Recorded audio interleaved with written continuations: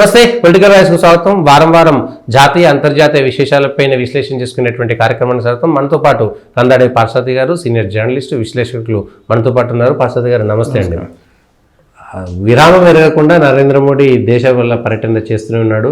ఇప్పటికే ఆయనకు కొంతమంది విమర్శకులు ఆయన తక్కువ కాలం భారతదేశంలో ఉంటుండే ఎక్కువ కాలం విదేశీ పర్యటనలు చేస్తున్నాడు, ఎంజాయ్ చేస్తున్నాడు వచ్చింది. ఇప్పుడు 3 రోజుల పాటు అమెరికా పర్యటన. ఏ విధంగా మనం అర్థం చేసుకోవాలి, ఎందుకు ఈ అమెరికా పర్యటన భారతదేశానికి ఉపయోగపడుతుంది? ఇప్పుడు అమెరికా పర్యటనలో ఆయన ఒక 2గా కార్యక్రమాలు ఉన్నాయి. ఒకటేమో అమెరికా అధ్యక్షుడు ఎవరైతే త్వరలో పదవి వదిలివేయబోతున్నాడో ఆ అమెరికా అధ్యక్షుడితో మాట్లాడడము, అమెరికా అధ్యక్షుడితో చర్చలు జరపడం అనేది ఒకటి ప్రధాన అజెండా. రెండవ అజెండా ఈ క్వాడ్ మీటింగ్ ఏదైతే ఉందో ఆ క్వాడ్ మీటింగు యాక్చువల్గా భారత్ జరపాలి. భారత్ దాన్ని జరపకుండా అమెరికా అధ్యక్షుడి కోరిక మేరకు అమెరికాలో జరపడానికి నిర్ణయించుకున్నారు.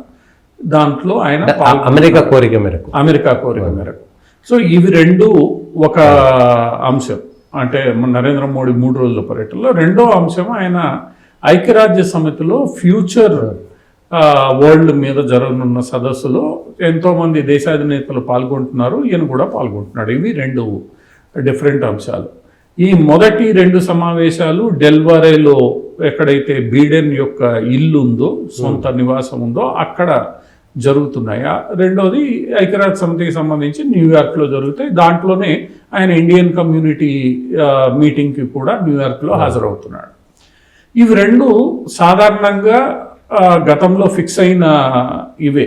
ఒక్కటే క్వాడ్ మీటింగ్ అనేది సాధారణంగా అది మనం నిర్వహించి ఉండాల్సింది. బీడెన్ రాలేని పరిస్థితుల్లో అందరూ ఇప్పుడు న్యూయార్క్ వస్తున్నారు కాబట్టి న్యూయార్క్లో పెట్టాలనుకునేది. అమెరికా అధ్యక్షుడు ఈ సంవత్సరం మేము చేస్తాము, నెక్స్ట్ ఇయర్ దీన్ని ఇండియాలో పెట్టుకోండి అని చెప్పి ఒక ఒప్పందం కుదిరిన తర్వాత క్వాడ్లో ఈ సంవత్సరం, ఎందుకంటే ఆయన కూడా పదవి వదులుతున్నాడు కాబట్టి చివరి సమావేశంగా గౌరవ సూచకంగా అక్కడ చేయాలని నిర్ణయించుకున్నారు. నెక్స్ట్ ఇయర్ 2025లో భారతదేశంలో క్వాడ్ సమావేశం జరుగుతుంది.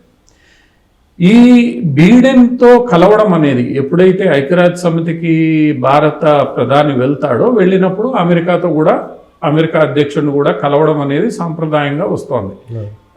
అవి 2 ఒకదాంతో ఒకటి ముడిపడి నడుస్తూ ఉన్నాయి.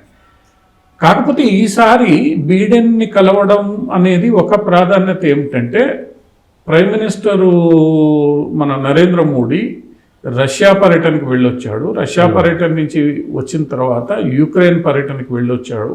రష్యా యుక్రెయిన్ల మధ్యలో మధ్యవర్తిత్వం చేయడానికి భారతదేశం సిద్ధంగా ఉందన్న సంకేతాలు, దాని మీద పనిచేస్తోందన్న వార్తలు ఇవన్నీ వచ్చిన నేపథ్యంలో యుక్రెయిన్ పర్యటన నుంచి వెనక్కి వచ్చిన తర్వాత అమెరికా అధ్యక్షుడికి కూడా ఆయన టెలిఫోన్ కాల్లో బ్రీఫ్ చేశాడు ఈ 2 చోట్ల ఏం జరిగింది అని.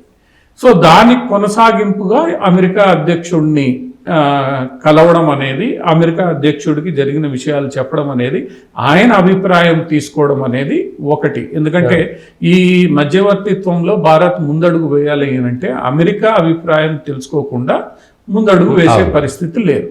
అందువల్ల అమెరికా అభిప్రాయం ఖచ్చితంగా తెలుసుకోవాలి.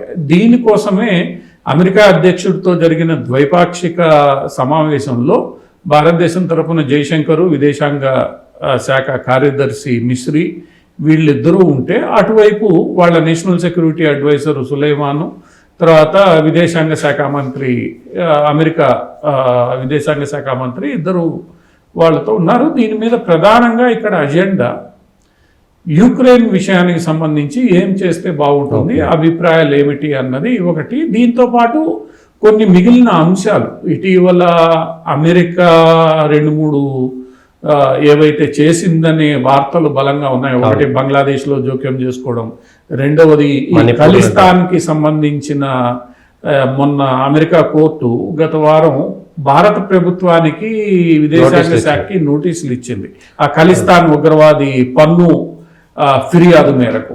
దీంట్లో అంటే ఒక రోజు ముందే వైట్ హౌస్ లో ఈ మీటింగ్ కూడా జరిగింది, ఖలిస్తానీ వాళ్ళతో మీటింగ్ జరిగింది. సో ఇవి కూడా చర్చకి, అంటే బంగ్లాదేశ్ కావచ్చు, ఇటువంటివి ఇవన్నీ కూడా అమెరికా భారత్ సంబంధాల మధ్యలో కొంత ఇరిటెంట్స్, అంటే పూర్తి స్థాయిలో నమ్మకం కలిగించడానికి దోహదపడే అంశాలు కాదు ఇవి. అందువల్ల ఏంటంటే వీటి మీద కూడా సహజంగానే కొన్ని అంశాల మీద ఆ చర్చ స్పష్టంగా జరిగి ఉంటుంది. ఎందుకంటే దాని గురించిన అంశాలు మనకి బయటికి విదేశాంగ శాఖ వెల్లడిస్తే తప్ప తెలియదు. కాకపోతే ఇటువంటి అంశాల మీద అక్కడ చర్చ జరుగుతుంది. యుక్రెయిన్ ప్రధాన మాధ్యమంగా. రెండవది, ఈ మొత్తం వ్యవహారంలో ఇటీవల ఒక యునైటెడ్ నేషన్స్లో ఒక రెజల్యూషన్ పాలస్తీనా ఇజ్రాయెల్ మీద చేసిన సందర్భంలో ఇజ్రాయెల్ని తప్పుపడుతూ ఆ రెజల్యూషన్ ఉన్న వేళ దానికి భారతదేశం అబ్స్టైన్ అయింది. ఇది కూడా జరిగిన పరిణామం. ఈ పరిణామాన్ని కూడా, ఎందుకంటే అమెరికా అక్కడ కీలక పాత్ర పోషిస్తున్న వేళ ఈ పరిణామాల మీద కూడా అక్కడ చర్చ జరిగే అవకాశం ఉంది. ఇది ద్వైపాక్షికంగా, అంటే అమెరికా భారత్ల మధ్య జరిగిన చర్చల యొక్క అంటే ఏం జరిగి ఉండొచ్చు ఏంటి అనేది. రెండవది, అతి ముఖ్యమైనది క్వాడ్.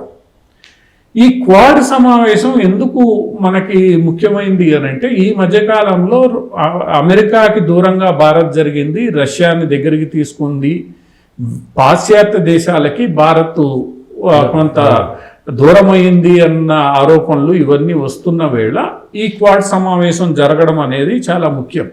ఎందుకంటే క్వాడ్ సమావేశంలో అమెరికాతో పాటు ఆస్ట్రేలియా, జపాన్, భారత్ ఈ 4 దేశాలు ఉన్నాయి. చైనాకు ఒక రకమైన సంకేతం ఇవ్వడం అనేది ఈ క్వాడ్ సమావేశాల నిర్వహణ. దాని తర్వాత వచ్చిన స్టేట్మెంట్ కూడా free and fair Indo Pacific ఏదైతే నిర్వహించాలని వీళ్ళు అనుకుంటున్నారో దానికి మేము కట్టుబడి ఉంటామన్నారు. అది కూడా ఒక మంచి కీలక పరిణామం. ఈ మధ్యకాలంలో పాశ్చాత్య దేశాలకు సంబంధించిన కొన్ని అంశాలలో భారత్ దూరంగా ఉందన్న ఒక అభిప్రాయం ఈ 2 సమావేశాలతో పోయింది. అది పోగొట్టాల్సిన అవసరం కూడా భారతదేశానికి ఉంది. ఎందుకంటే భారతదేశం న్యూట్రల్గా తన స్టాండ్ మెయింటైన్ చేస్తుంది, తన ప్రయోజనాలు ముఖ్యం అనుకున్నప్పుడు. సో ఈ 2 సమావేశాల ద్వారా అటువంటిది ఏమీ లేదు, అంతా సరిగ్గా ఉందనే అభిప్రాయాన్ని ప్రపంచ దేశాలకు భారత్ చెప్పింది. నేను ఎలా అయితే ప్యూటిన్తో లేదా జెలెన్స్కీతో డీల్ చేయగలుగుతున్నానో అలానే నేను ఇటు డీల్ చేస్తున్నాను. అదే సందర్భంలో గత కొద్ది కాలంగా జయశంకర్ గారు చైనా విషయంలో గట్టిగా మాట్లాడారు, చైనా వెనక్కి తగ్గాల్సిందే అని. సో చైనా కూడా ఒక గట్టి సంకేతమే. ఎందుకంటే చైనా రష్యాతో మంచిగా ఉండడం, అమెరికాతో మంచిగా ఉండడం చైనా గెట్టదు. ఎందుకంటే చైనా రష్యాని ప్రభావితం చేయాలని చూస్తుంది, కానీ అక్కడ ప్యూటిన్ కూడా చైనా ప్రభావానికి లోను కావాలి. సో ఒక రకంగా ఇది భారత్కి ఒక మంచి అవకాశాన్ని భారతదేశం సద్వినియోగం చేసుకుంటుంది. ఇక మోడీ విదేశీ పర్యటనలకు వెళ్తాడా లేదా అన్నది తర్వాత.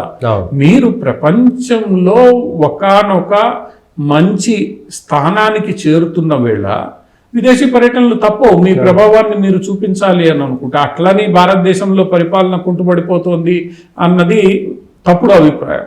నరేంద్ర మోడీ విదేశీ పర్యటనలు most effectively planned tours. Narendra Modi ప్రయాణం అంతా రాత్రి వేళల్లో సాగుతుంది, డే వేస్ట్ కాదు. ఆయన 3 రోజుల్లో ఇన్ని పనులు ముగించుకొని మళ్ళా అదే రాత్రి ఎక్కి ఉదయం ఇక్కడ దిగుతాడు. అందువల్ల ఏంటంటే ఆ వేస్ట్ చేస్తున్నాడు అనేది ఒక జయశంకర్ విదేశాంగ శాఖ కార్యదర్శి పలు సందర్భాల్లో చెప్పాడు. మమ్మల్ని బుల్లెట్ ట్రైన్ ఎక్కించి పరిగెత్తినట్లే ఉంటుంది ఆయనతో పర్యటనలు వెళ్ళడం అంటే. ఉదయం 1, మధ్యాహ్నం, అంటే ఒక రోజులో 7-8 సమావేశాలు ఒక ప్రధానమంత్రి పాల్గొంటున్నా అంటే దానికి ఎంత గ్రౌండ్ వర్క్ చేయాల్సి వస్తుంది. అందువల్ల ఏంటంటే ఆయన విదేశీ పర్యటన మీద ఎవరైనా మాట్లాడినా అది తప్పు. ఈరోజు భారతదేశం ఒక మంచి గుర్తింపు పొందిన దేశంగా ముందుకు సాగుతున్న వేళ ఇటువంటివి కొంత తప్పదు. మీరు ఎన్ని చోట్లకి వెళ్ళలేకపోయారు? ఇప్పుడు మొన్న బ్రూనైకి వెళ్ళాడు, అంతకుముందు యుక్రెయిన్కి వెళ్ళాడు, అది కూడా 40 సంవత్సరాల తర్వాత జరిగిన పర్యటన. ఇది 40 సంవత్సరాలు జరిగిన పర్యటన. అదే సందర్భంలో 42 సంవత్సరాల తర్వాత ఆయన దోడా జిల్లాకి జమ్మూ కాశ్మీర్లో వెళ్ళాడు. అంటే మీరు ఏవైతే ఇగ్నోర్ చేశారో అవన్నీ ప్రధానమంత్రి కవర్ చేసుకుంటూ వస్తున్నాడు. భారతదేశానికి అవన్నీ అవసరం కాబట్టి అది తప్పుడు ఆలోచన. ఏదైతే క్వాడు ఈ అమెరికా అధ్యక్షుడితో జరిగిన బైలాటరల్ టాక్స్ ఏవైతున్నా అవి అవసరం. ఏదైతే పాశ్చాత్య దేశాలతో కూడా మాకు ఇది ఉంది అని అనడం, చైనాకు తప్ప మిగతా అందరితో మాకు సఖ్యత ఉందన్న సంకేతం ఇవ్వడం కూడా చాలా అవసరం. అది ఒక రకంగా నరేంద్ర మోడీ విజయవంతంగా దాన్ని ప్రపంచానికి తెలియజేశాడని చెప్పొచ్చు. ఎన్నికలు జరుగుతున్న వేళ వేరే వేరే అంశాలు కూడా వచ్చే అవకాశం ఉంటాయి, కానీ ఆ అవకాశాన్ని ఇవ్వకుండా జాగ్రత్తగా ఆయన ఈ పర్యటన ముగిస్తున్నాడని మనం చెప్పవచ్చు. రాహుల్ గాంధీ లాగా నోటుకొచ్చినట్టు రావడం కాదు. విజయవంతమైనటువంటి పర్యటనగానే మనం చూసుకోవచ్చు.